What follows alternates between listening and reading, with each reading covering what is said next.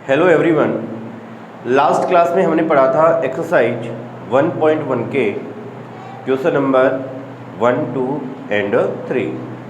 अब हम पढ़ने वाले हैं शेष क्वेश्चंस। क्वेश्चन नंबर 4 है given that SCF 306 and 657 is equal 9। Find LCM 306 and 657। ये टू नंबर्स हैं। इन टू नंबर्स का हमें SCF गिवन है, LCM फाइंड करना है। तो प्यारे बच्चों, इसका हमने फॉर्मूला पढ़ा था LCM का। पहले हम इसको राइट कर लेते हैं। SCF 306 and 657 is equal 9।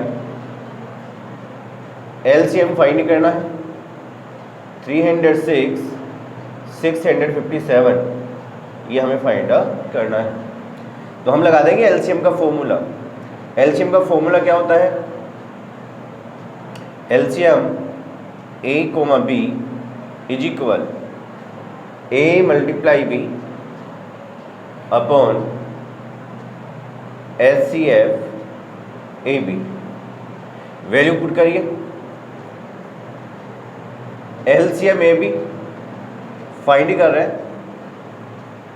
A की वैल्यू है 306, B की वैल्यू है 657 इज इक्वल AB, ये दोनों नंबर है 306 मल्टीप्लाई 657 अपॉन इनका SCF कितना है? इनका SCF है 9 अपॉन 9। कट कर देंगे इनको। ये दोनों ही नंबर 9 से कट हो रहे हैं। करिए। 9 1 जा 9, 9 3 जा 27, 3 रिमाइंडर 36, 9 4 जा 36। तो ये आ गया 34 मल्टीप्लाई 656। जब इनको हम मल्टीप्लाई करेंगे तो आएगा 22,338। ये होगा आपका LCM। ओके। अब देखिए क्वेश्चन नंबर 5। चेक वेदर 6 की power n can and with the digit 0 for any natural number n। क्या 6 की पावर n नंबर जो है वो किसी नेचुरल नंबर n के लिए 0 पे समाप्त हो सकता है क्या? उसके लास्ट में 0 डिजिट आ सकता है क्या? यहाँ पे देखिए 6 की पावर n है। n की वैल्यू आप कुछ भी पुट कर सकते हो। 6 एक नेचुरल नंबर है। इसको हमने राइट करा 2 मल्टीप्लाई 3 की पावर n। अब यहाँ पे समझिए 6 के जो प्राइम फैक्टर है उसमें 2 आ रहा है और 3 आ रहा है। कोई भी नंबर, किसी भी नंबर की हम बात करें, यदि वो नंबर 0 पे समाप्त होता है या उसके लास्ट में 0 आता है तो उसके प्राइम फैक्टर में क्या क्या होना जरूरी है, समझिए इस बात को। जैसे मैंने लिया 20 की पावर कितनी में ले सकते हो आप? जैसे मैंने ले लिया 2, तो ये हो गया 20 मल्टीप्लाई 20, ये हो गया 400। इसके जब हम प्राइम फैक्टर करेंगे तो ये हो जाएगा 20 का होगा 2 मल्टीप्लाई 2 मल्टीप्लाई 5। इसी प्रकार से इसका भी हो जाएगा 2 मल्टीप्लाई 2 मल्टीप्लाई 5, मतलब 2 आ रहा है और 5 आ रहा है। कोई अदर नंबर ले लीजिए। मैंने लिया 350, इसकी पावर मैंने सपोज करो 1 लगा दी। ये नंबर 0 पे कब ख़त्म होगा? इसमें भी नोटिस करिए, इसकी वैल्यू होगी 350, 0 पे ख़त्म हो रहा है, एंड में 0 आ रहा है। इसके प्राइम फैक्टर की बात करें तो इसके प्राइम फैक्टर क्या होंगे? 35 के हो जाएंगे 5 मल्टीप्लाई 7 और 10 के होंगे 2 मल्टीप्लाई 5। कहने का मतलब कोई भी नंबर 0 पे जब समाप्त होता है जब उसके प्राइम फैक्टर में 2 और 5 आए। आपने नोटिस करा होगा यहाँ पे 2 and 5 आ रहा है, इसमें भी 2 और 5 आ रहा है। कोई भी नंबर उसके लास्ट में 0 तभी आएगा जब उसके प्राइम फैक्टर में 2 and 5 आए। यहाँ पर देखिए 6 के प्राइम फैक्टर करें हमने, उसमें आ रहा है 2 और 3, इसमें 5 नहीं आ रहा। Since 5 is not a factor of 6 की पावर n, 5 जो है 6 की पावर n का फैक्टर नहीं है। For a digit and with 0 must have 2 and 5 as prime factor. किसी नंबर के लास्ट में 0 आए उसके लिए ज़रूरी है कि उसके प्राइम फैक्टर में 2 आए और 5 आए। अब हमने पढ़ा था कि जैसे कोई कंपोजिट नंबर है उसके हमने करे प्राइम फैक्टर, तो इसके प्राइम फैक्टर ये फिक्स हो गए, इसके अलावा और कोई प्राइम फैक्टर नहीं हो सकते according to the fundamental theorem of arithmetic. Fundamental theorem में हमने पढ़ा था कि किसी भी कंपोजिट नंबर के जो प्राइम नंबर हैं उनका ऑर्डर चेंज हो सकता है, लेकिन जो प्राइम नंबर हैं वो ही रहते हैं, चेंज नहीं होते। 6 के जो प्राइम नंबर हैं 2 और 3 के अलावा और नहीं हो सकते। तो यहाँ पर क्या हो जाएगा, 6 की power n can not and with digit 0। 6 की पावर n जो है वो कभी भी 0 पर समाप्त नहीं होगी अकॉर्डिंग टू थ्योरम 1.1। ओके, अब देखिए क्वेश्चन नंबर 6। क्वेश्चन नंबर 6 है explain why 7 multiply 11 multiply 13 plus 13 and 7 multiply 6 multiply 5 multiply 4 multiply 3 multiply 2 multiply 1 multiply plus 5 are composite numbers. हमें बताना है कि किस प्रकार से ये जो नंबर हैं वो कंपोजिट नंबर होंगे। समझिए, फर्स्ट लेके चलता है 7 मल्टीप्लाई 11 मल्टीप्लाई 13 प्लस 13। यहाँ पर देखिए 2 टर्म है, एक टर्म तो ये हो गया, एक टर्म ये हो गया। इन दोनों में कॉमन आ रहा है 13, कॉमन ले लीजिए, 13 कॉमन आ गया। क्या बचा यहाँ से 7 मल्टीप्लाई 11 प्लस 1, और देखिए 13 इंटू ये हो गया 77 प्लस 1, ये हो गया 13 मल्टीप्लाई 78। 78 के भी और आगे प्राइम फैक्टर कर सकते हैं आप,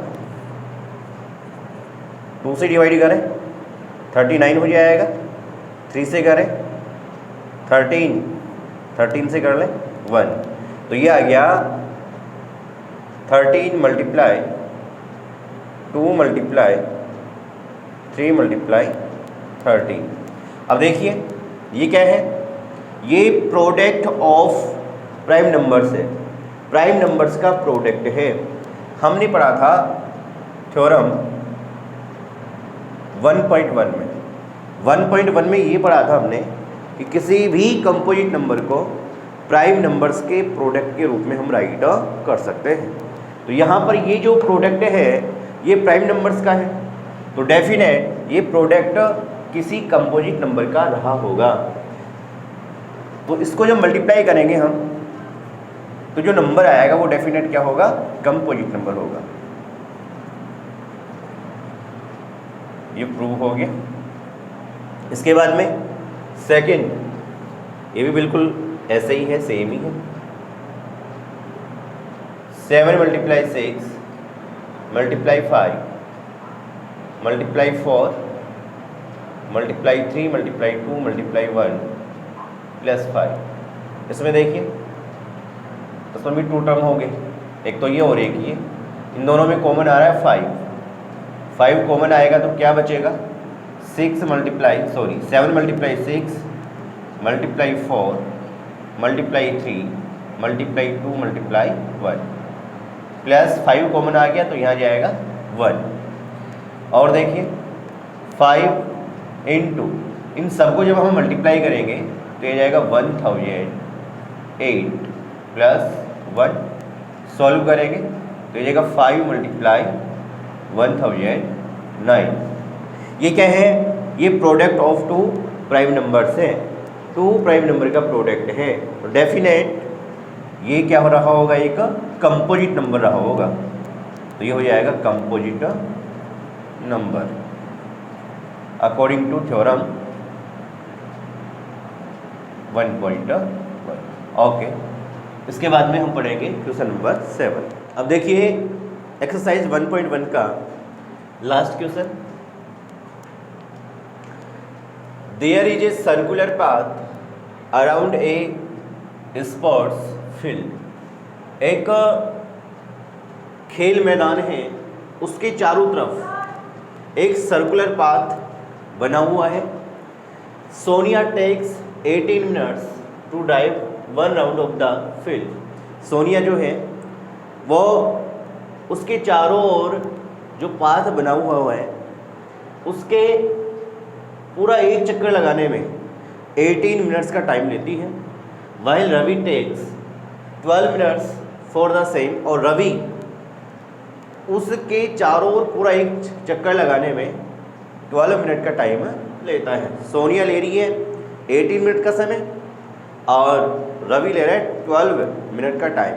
okay, suppose the both start at the same point and at the same time. मानिए कि वो दोनों एक ही पॉइंट से एक ही समय पर स्टार्ट होते हैं, शुरू होते हैं, and go in the same direction, और एक ही दिशा में राउंड करते हैं, चक्कर लगाते हैं। After how many minutes will they meet again at the starting point.